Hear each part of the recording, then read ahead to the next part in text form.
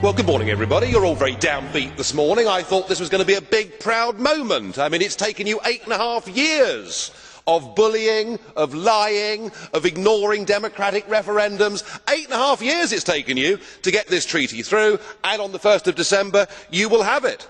And of course, the architect of all of this, Giscard, wanted from this constitutional treaty for the European Union to have a big global voice. But I'm afraid the leaders have suffered from a collective loss of nerve. They have decided that they want their faces to be up on the global stage, not somebody from the European Union, and so we have got appointed a couple of political pygmies. The Kissinger question of who to call in Europe has not really been answered, has it? I guess the answer can only be Mr Barroso, because he is the only one that anybody in the world has ever heard of, and is probably the big winner out of these posts. No wonder, sir, you look so happy this morning. And we have a new President of Europe, Herman Van Rompuy. Doesn't exactly trip off the tongue, does it? I can't see him stopping the traffic in Beijing or Washington. I doubt anybody in Brussels would even recognise who he is. And yet, he's going to be paid a salary that is bigger than Obama's, which tells you all you need to know about this European political class and how they look after themselves.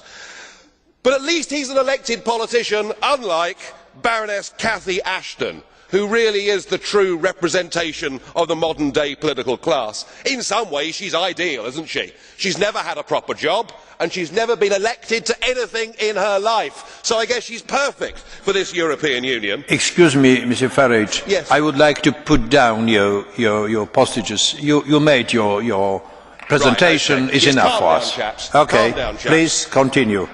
Calm now. But I mean, she's never been elected to anything and no one knows who she is. Even the Prime Minister was talking about Baroness Ashdown as opposed to Ashton. I mean, no one has ever heard of her. She's even less well known than Herman Van Rompuy. I mean, that takes some doing, doesn't it? She's risen without trace. She's part of this post-democratic age. She married well. She married an adviser and a friend and supporter of Tony Blair and got put in the House of Lords. When she was in the House of Lords, she was given one big job, and the job was to get the Lisbon Treaty through the House of Lords, and to do so pretending that it was entirely different to the EU constitution. So she is good at keeping a straight face, and she vigorously crushed any attempt in the House of Lords for the British people to have a referendum. So here she is, never stood for public office, never had a proper job, and here she gets one of the top jobs in the Union. Her appointment is an embarrassment for Britain. But it's much worse. Well, at least I've been elected, sir. Unlike her, she's not been elected and the people don't have the power to remove her. But just hear the next bit. There's something rather more serious than that. Cathy Ashton was an active member of the campaign for nuclear disarmament. In fact, she was the treasurer of the campaign for nuclear disarmament during a period of time when CND took very large donations and refused to reveal the source. What is known is that these donations were obtained by a man called Will Howard, who was a member of the Communist Party in Great Britain. Will Baroness Ashton deny that while she was treasurer, that she took funds from organisations who were opposed to Western style capitalism and democracy? That question must be asked. And are we really happy that somebody who will be in charge of our overseas security policy was an activist a few years ago in an outfit like CND? I mean, if we really think that, frankly, we need our bumps felt. I don't think that she is a fit and proper person to do this job. She has no experience, and unless she can answer those questions, did she take money from enemies of the West? That question must be answered. Well, we have our two pygmies. We'll have the bland leading the bland, but I'm not celebrating, because they'll press on with political union, and whilst our leaders may have saved face for the moment for themselves on the international stage, they have all betrayed their national democracies. The European state is here. We are about to get an avalanche of new laws because of this Lisbon Treaty, and there is no question in my mind that there has to be a full, free, fair referendum in the United Kingdom to decide whether we stay part of this union or not. I hope and pray that we vote to leave, but either way, the people simply must be asked. Thank you.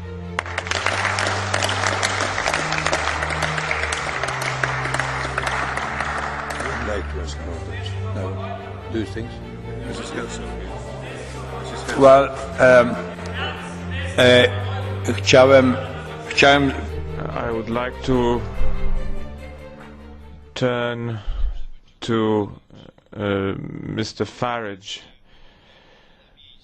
It would be most appropriate if you turned your tone down, because certain expressions are not acceptable to everybody. I would like to ask you whether you would like to accept a question from some of the members as the blue card question. I'm just curious. Madam Herzog. I'm just curious. Please.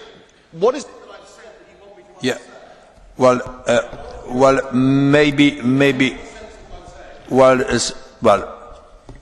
Madam Herzog, please. Mr. President, Mr. Farage has said that those people they were elected last week are not those the traffic will stop to let them go. And this is why we elected them, because we wanted to elect people who will make the traffic move for all European citizens to get a better life to themselves. And this is what they will do. Mr. Rompuy and Mr. Cathy Ashton are 4 people, and the 480 million Europeans will know it soon. I think this is the stake, and we have to stand for them. We have to save their integrity, personal integrity. And Mr. Farage, I'd like to say something, Hungarian quotation for you. It's good that you are here, because if the monkey goes up to the tree, it's better seen how red is his popo.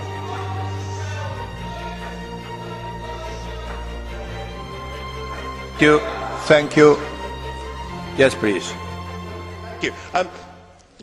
With respect, I think you've completely missed the point, because twice you said the people that were elected last week. They have not been elected. That is the point that I'm making, and in the case of Baroness Ashton, she has never been elected to public office in her entire life. She takes an enormously powerful job, and the peoples of Europe, of Britain, of everywhere else do not have the power to hold her to account and to remove her, and that fundamentally is what is wrong with this whole European Union. It's all about bureaucracy versus democracy. Things have gone horribly wrong. But, Mr. President, can I please come back and ask you the question? You seem to imply that I'd said something that was inappropriate or over the top or wrong. Could you please explain what that was? I want to know. Some way of explanation of the way of selection of the so important people for the European Union, and what you say about the whole issue which is connected with that. It is just, by my opinion, absolutely improper to the whole situation. Well, it is my opinion, colleague. Okay, fine. When you were elected, when you were elected as president, you said you would act as a neutral president to ensure that all sides of the debate were given their chance to have a say. If you are criticising me on the political content of what I say, then you are not doing your job as a neutral chairman. Well, okay, thank you, colleague Farage. Now we go to